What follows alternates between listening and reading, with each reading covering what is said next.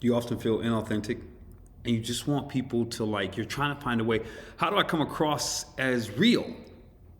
And how to get clear about how to make that happen. Well, I've got three things for you today that's going to help you become more authentic, not only to you, but to your audience. So it's a balance, right? It starts within and then it goes without. This is what you can do. First of all, let me acknowledge I understand that we've grown up in a society where many of you, your reality came through online. So you got to hide behind things, which led to cyberbullying, which led to evil things that people have done, which led to lies where we have these fact checkers that aren't even real. And so being authentic is something that's been a little bit hard to find. Like, how do you do this while also coming from the understanding that you got to build something, you have to create something in this world of who am I and what am I doing? Well, I've got good news for you. If you want to improve your lack of authenticity and become more authentic in who you are and really begin to establish yourself, there's three things you have to look into for yourself and the same three things you have to give back to your audience. The first thing is reflect and define.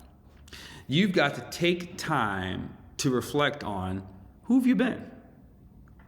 Where have you been inauthentic in your life? Look back over the last 2 to 3 years and see where were you inauthentic. That might look like lying. That may look like being silent when you really want to communicate. That might look like not showing up. That might look like surrendering or compromising your desires to fit in.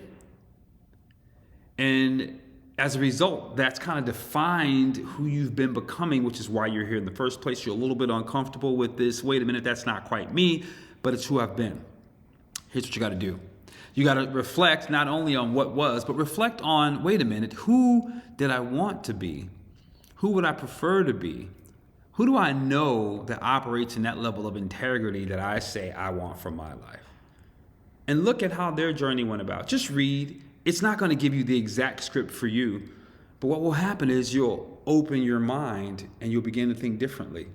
One of my mentors used to approach me with different conversations.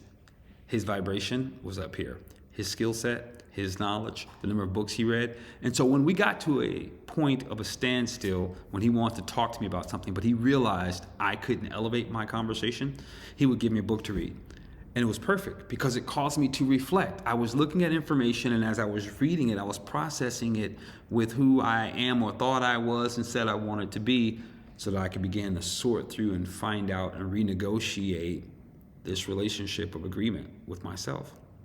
As I began to do that, I began to realize and discover that I can redefine who I am. And I feel the release now, being able to redefine who I am. You're not a fixed individual. Who you've been is not who you are. Who you've been is a reflection of those choices, but they're not finite. They're not fixed. They're not set in stone. So you have a chance to now begin to define, okay, what is it that I want? What characteristics do I want to adapt? What values do I want to add into my life? Not because that person has it, but because it means something to you. So this is that time to begin to define that for you.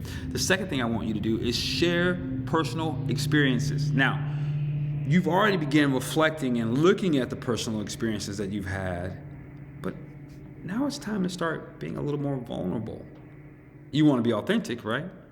Well, let's think about the world that we live in. In the world that we live in, everything on social media is how great life is. I saw a post or a meme yesterday that I posted today or whatever it was. It said, hey, you're not in a rush, or don't let social media rush you. No one's posting about their failures. That's so good.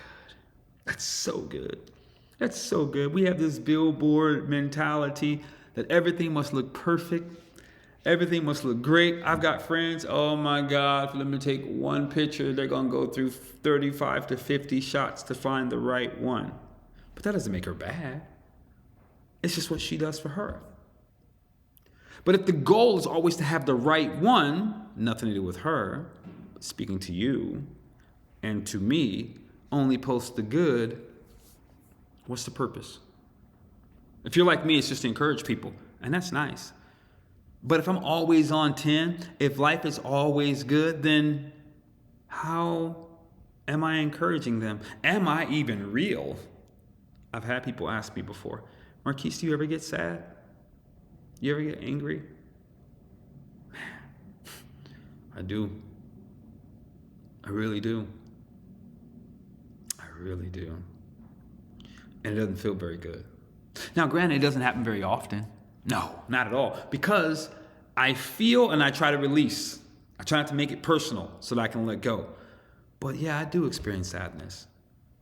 And it's very uncomfortable. And so sharing my sadness on social media, maybe, maybe not. Personal choice. But being aware of it and communicating with those that I love about my sadness was something I did do.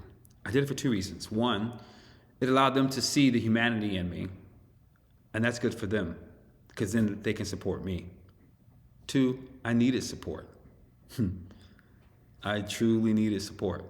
And the only way to get that was for me to be authentic and to share my personal experiences. So now they check in on me. You know, all I know is my mental wellness is important.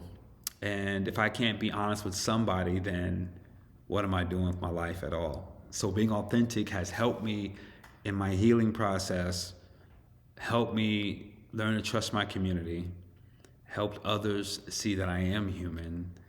And then I leaked it a little bit in social media, but my goal wasn't to like cry on social media. I wasn't really crying in person, in private. It was to express, hey, when we struggle, here's how we walk through it. And no way am I suggesting that, again, you throw your life on social media. I'm saying that if you want to be perceived as authentic, then you've got to also share your weaknesses. You've also got to be vulnerable, because in a relationship, if there's no vulnerability, then again, you're not real. There's no real trust. There's no authentic connection. So in some ways, you're going to have to find, what does vulnerability look like for me on social media? What does it look like? How are you going to tell your story? Because every day is not a great day. Most days probably are, but every day is not. And how do you manage that? So that's going to be really important. And then the last element is seek feedback. Now this one is very interesting, because in this era of Guru Nation, social media influencer, those are the same terms, just generational. Everything has to be right. The answer to that is wrong. It just doesn't. And one of the ways that I've grown in seeking feedback is by being vulnerable and then going to my peers saying, hey, what do you think? Now, I know I'm personally responsible for what happens in my life. At no point are they on deck. I don't get to blame them if it doesn't work because I followed their idea. That's weakness, and that's not going to happen.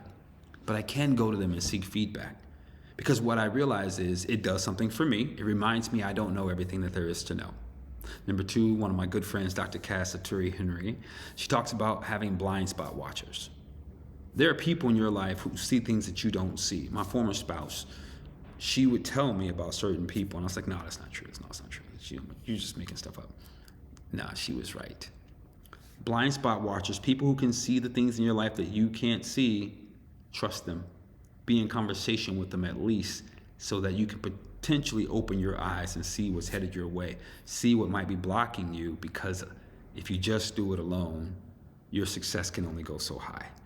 Your impact can only go so high. Your revenue can only go so high. Whatever it is you're seeking will be limited if everything stops and starts with you. So seek feedback. That's why having your 5 closest friends, really important that you know who those people are and what they add to you. And then you got to seek their feedback. The other thing that seeking feedback does is it tells your audience, hey, I don't know everything, and I want you to help me figure this out. It encourages community, which is the only way to do life. And it encourages growth and leadership, because you're maturing right before their very eyes. Listen, I've got a free VIP group. You might want to join it. Come in there, share your thoughts. We go much deeper into topics like these, and we exchange. And I just offer value on a regular basis. In the meantime, comment, save the bell, click the bell, share this with someone. Thank you so much. This is Marquise. Peace.